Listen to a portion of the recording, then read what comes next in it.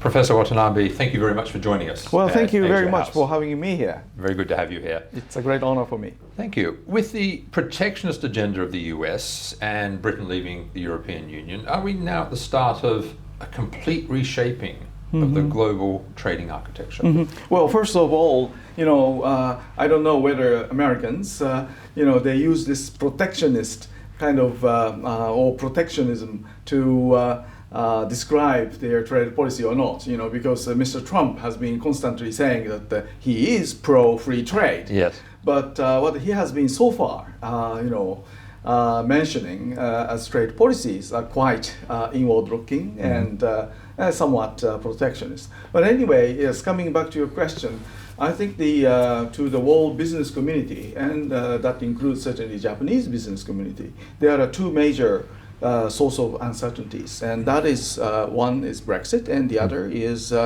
Trump trade shocks. Yes. And those are possible sort of threat to the business, transactions, because the business is now scattered all over in the world, and particularly Japanese companies, as you know, they're taking advantage of worldwide production networking that result in the value chains. So the supply chain has been all over in the world, and they are taking advantage all kind of legal frameworks. First of all, the multilateral one that is embodied in WTO, World Trade Organization, and also a number of free trade agreements.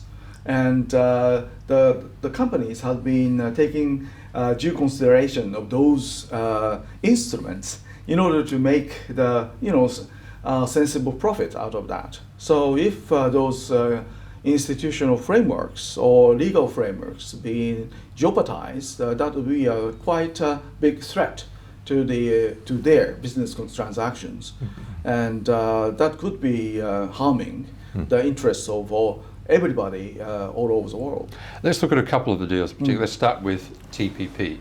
Realistically, can it continue without the United States? Well, of course, you see, without the United States, TPP cannot be the TPP with the United States.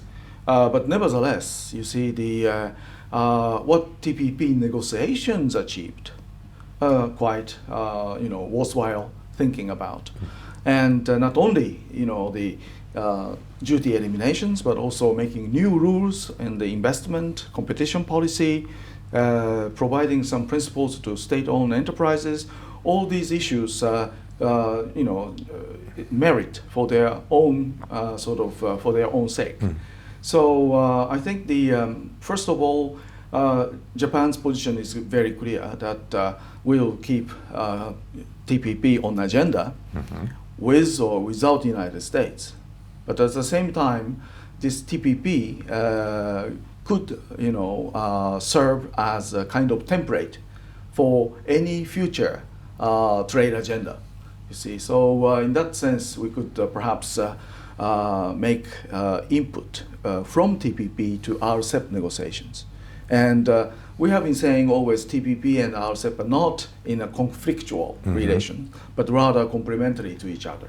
So I hope that what we have achieved in the TPP could be well reflected in our RCEP negotiations and elsewhere. Let's move to RCEP now, the Regional Comprehensive Economic Partnership. China's pushing to conclude it. Would this put China as the leader in global free trade? If RCEP's completed and China's driving that, does that not now make China, or potentially make China, the champion of free trade? Well, first of all, we have to be reminded that RCEP is basically ASEAN, 10 nations of association, Southeast Asian nations, there are 10 of them. And then JCK, Japan, China, Korea, and that was ASEAN plus 3. That was a kind of original format that China wanted to realize as East Asian FTA back in 2004. And Japan went along with ASEAN plus 3, but nevertheless, Japan wanted to have wider spectrum to configure this East Asian Free Trade Agreement or Free Trade Area by bringing in India, Australia, New Zealand. So RCEP originally it's ASEAN plus 6, and ASEAN Plus 6 was precisely Japan's proposal in 2006. So of course, China is a big player there, but Japan should play also very important role in the making of RCEP as East Asian free trade area. Do you see a swift conclusion to RCEP, especially now that TPP has had the setback of the US withdrawing? First of all, you see, I don't know if China is really motivated to accelerate the negotiation within RCEP. Why? Because if TPP was there, then TPP can lead the integration, marketing integration across Asia Pacific. So RCEP, the RCEP should accelerate its negotiation as well. So you see, the RCEP could be very useful and very good framework as long as TPP will be survived. You see, so if TPP is being moving forward, then RCEP can follow. But can't RCEP though proceed without TPP? Can RCEP not actually accelerate? Because TPP now is very much on the back burner. Yeah, who would be driver for that? Certainly Japan would be one of the drivers. Australia, New Zealand, they are also drivers. But what about China? You see, China, if TPP would be rolling on, then they will be under kind of peer pressure to move ahead in terms of modernizing their state-owned enterprises, limiting their surplus capacities in the steel production, for instance. But now TPP is kind of fading away to their understanding, and how China can lead this RCEP process, you see. Geopolitically, it'd be very useful for China to fill the void that potentially is being left by the US. Yeah, but you see, so there's a lot of political points in being the champion of free trade and concluding RCEP swiftly. My observation nowadays about China is that China almost lost their real appetite to move forward on RCEP. They will say in a kind of political statement that they will cherish RCEP and they will do the most effort and so forth. But in the real sense, I don't think China has enough motivation to be a driver for RCEP. Why? Because they have their own domestic problems. They don't like so much accelerated duty elimination process. So their ambition of liberalization has been much lowered after Mr. Trump's departure from TPP. President Trump has said the US needs to balance trade with Japan, and he's pretty clearly got car makers in his sights. Do you expect the US to impose hefty tariffs on Japanese car makers? Well, if they do that, it's a kind of prima facie case for violation of their WTO commitment.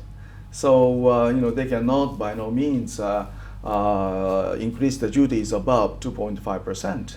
That is their MFN duty on cars. So there's a scenario whereby, or possible scenario, whereby the US increases tariffs and Japan takes the US to the WTO. Yeah, why not? I mean, we had already that kind of argument back in 1995 when Japan, US, that was kind of actually the final round of trade disputes over auto between Japan and the United States. United States threatened Japan with their own, unilaterally imposed sanctions unless Japan attains certain level of purchase of cars from United States or auto parts from United States. But Japan rejected that, you see, and that was the end of the story in 1995. Since then, we don't have that kind of problem.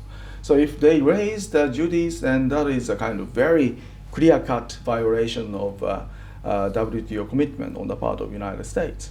I hope they don't do that. Just finally, you've warned that the America First agenda of the Trump administration threatens to return the world to, I believe, what you've described as the 1930s nightmare. How might that play out? Yeah.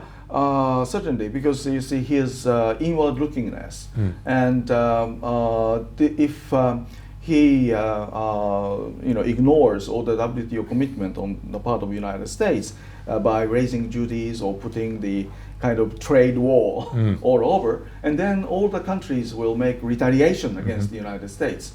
and there could be a kind of tit for tat, escalation of sanctions and retaliations that will bring back to 1930s and kind of the mutually exclusive economic blocs fighting each other, try to raise the barriers to trade and also cut across their exchange rate, their currencies.